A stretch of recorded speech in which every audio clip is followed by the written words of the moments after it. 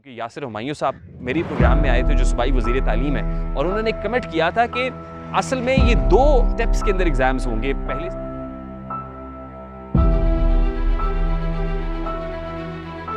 उस वक्त जब इम्तहानात हो रहे थे तो उस वक्त कहीं से पैसे आ रहे थे। हमने आपको बार बार बताया था कि ये मामला 300 मिलियन का है। हुजूर, जिस वक्त स्टूडेंट्स प्रोटेस्ट कर रहे थे, एहतजाज कर रहे थे, तौजीहात पेश कर रहे थे, तो उस वक्त तो आप मुसर थे कि एग्जाम्स होकर रहेंगे, लेकिन आज आप ये कहकर स्टूडेंट्स को पास कर रहे हैं, उन पर एहसान कर रहे हैं कि सप्लीमेंट्री एग्जाम्स नहीं होंगे।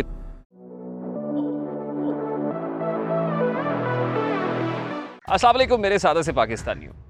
गुज़श्ता रोज़ सूबाई वज़राए तालीम से मुशावरत के बाद वफाकी वज़ीर तालीम शफ़क़त महमूद साहब ने एक फ़ैसला सुनाया है, और उस फैसले के मुताबिक 10वीं और 12वीं जमात के तलबा को पास कर दिया जाएगा, भले उन्हें ग्रेस मार्क्स ही क्यों देने पड़े। यानी अब बात 33 नंबरों से पास होने तक आ गई है। वज़राए तालीम की जानिब से जो फैसला किया गया है उस पर आपकी क्या राय है, यकीनन अपनी राय से आगाह कीजिएगा, लेकिन इस फैसले पर मेरी क्या राय है, मैं अपनी बसात भर राय आपके सामने रखने की कोशिश करता हूँ। जिस वक्त 10वीं और 12वीं के इम्तहानात होने जा रहे थे, यानी माह जुलाई, जब यह फैसला किया गया कि 10 जुलाई के बाद 10वीं और 12वीं जमातों के इम्तहानात लिए जाएंगे, तो उस वक्त स्टूडेंट्स की तरफ से भरपूर एहतजाज किया गया। ट्रेंड्स बने सोशल मीडिया पर, शफ़क़त महमूद साहब को टैग करके उनकी तवज्जो इस मसले की जानिब मबजूल कराने की कोशिश की गई तलबा की जानिब से कि हुजूर आप इम्तहानात को पोस्टपोन कर दें या स्टूडेंट्स को प्रमोट कर दें, या पोस्टपोन करेंगे तो हमें कुछ वक्त मिल जाएगा, क्योंकि कोविड की वजह से हमारी क्लासेस नहीं हो पाई, और जो ऑनलाइन क्लासेस का ढोंग रचाया गया उसमें स्टूडेंट्स बतरीके ऐसे पढ़ नहीं पाए, सीख नहीं पाए, उनकी भी ग्रिप नहीं है अपने सिलेबस के ऊपर। और फिर जो स्मार्ट सिलेबस आपको तारीफ करा रहे हैं, दैट इज़ नॉट स्मार्ट, और वो इतना that is not smart enough कि उसको पढ़कर हम इम्तहानात दे सकें। बार के तलबा की जानिब से भरपूर और सर तोड़ कोशिशें की गई, उस पर हमने भी मेन स्ट्रीम मीडिया पर बहुत सारे शोज़ किए, लेकिन अब जब ये फैसला हो रहा है तो मैं ज़रा एक कंपैरेटिव एनालिसिस आपके सामने ड्रॉ करने की कोशिश करता हूँ। एक और डिसीजन जो स्टूडेंट्स के ऊपर इम्पोज किया जा रहा है वो ये है कि हम आपको प्रमोट तो कर देंगे 33 नंबर दे के, यानी ग्रेस मार्क्स दे के, लेकिन उसके बाद अगर आप इम्प्रूव करना चाहते हैं, आप ये समझते हैं कि आप इससे बेहतर परफॉर्म कर सकते थे, आपको यूनिवर्सिटीज़ के अंदर एडमिशन लेना है, उसके लिए आपको परसेंटेज बेहतर बनानी है, तो आप सप्लीमेंट्री इम्तहानात नहीं दे सकेंगे।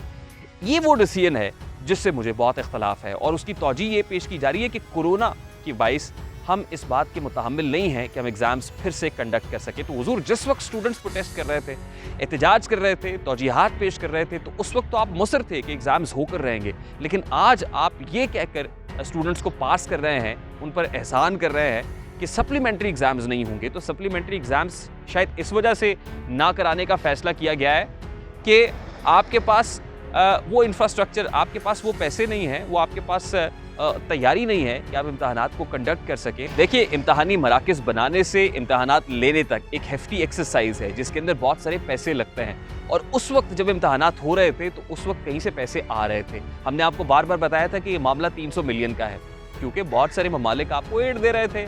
आपके पास वो ऑब्वियसली वो स्ट्रक्चर नहीं है, आप लोग उतनी इस्तेदाद कार नहीं रखते, आपको बैनुल अक़वामी एजेंसीज़ की तरफ से पैसे मिल रहे थे, और जब आपके पास पैसे आ रहे थे तो आपने एग्ज़ाम्स करा दिए।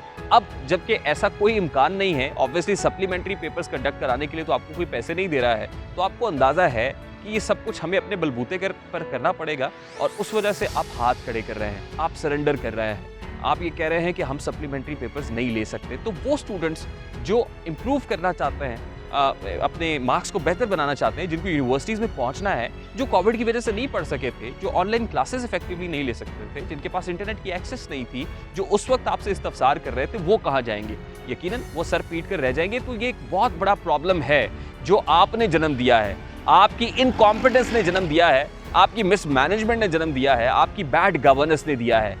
अब आप बात कर लें अगर बैनुल अक़वामी दुनिया की, तो अमेरिका है, स्पेन है, इटली है, बहुत सारे ऐसे ममालिक हैं कि जहां पर हमें रोज़ाना की बुनियाद पर ना सिर्फ एक्टिव केसेस की तादाद हज़ारों में दिखाई दे रही थी, बल्कि अमवात भी हज़ारों में थी, यौमिया हज़ारों की तादाद में अमवात रिपोर्ट हो रही थी। लेकिन उन्होंने इसको कैसे काउंटरफाइट किया है, कैसे ओवरकम किया है कि आज उनके स्टेडियम्स भी रौनक दिखाई दे रहे हैं, वहाँ पर बड़ी बड़ी फुटबॉल लीग्स हो रही हैं, क्रिकेट मैचेस हो रहे हैं, शायकीन क्रिकेट, शायकीन फुटबॉल आ रहे हैं, देख रहे हैं, मजमे लगे हुए हैं, ज़िंदगी जैसे लौट आई है। और हमारे यहाँ क्या है, एक तरफ तो हम शादियाने बजा रहे हैं इमरान खान साहब की उस इफेक्टिव स्ट्रैटेजी के ऊपर, हम कह रहे हैं कि दुनिया ने रिकग्नाइज़ किया है, दूसरी तरफ हम ये कह रहे हैं कि मुतामिल नहीं है आज भी। तो फैसला कर लें कि हमने असल में किया क्या है।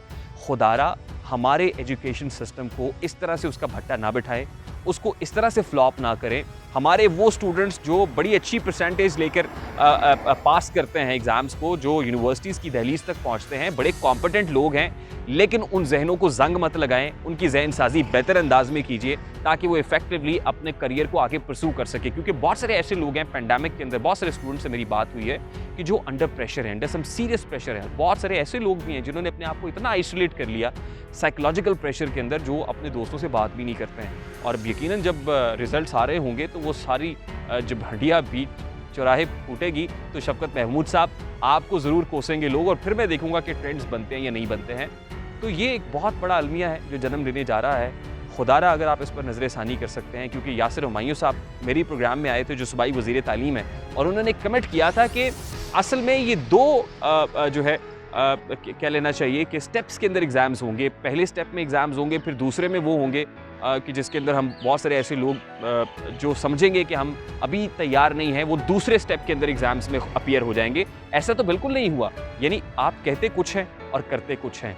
तो आई होप कि इस बात को आप at this point in time understand करेंगे, और जितनी जल्दी हो सकेगा उन स्टूडेंट्स के जो मसाइल हैं उनके तदारुक के लिए काम भी करेंगे। तो मेरे सादा से पाकिस्तानियों, ये जो कुछ हो रहा है हमारे एजुकेशन सिस्टम के अंदर, हमें इक़वाम आलम से सीखना चाहिए। हम ऑनलाइन क्लासेस का ढोंग ज़रूर रचा रहे हैं, लेकिन स्टूडेंट्स नो बेटर कि ऑनलाइन क्लासेस हो कैसे रही हैं।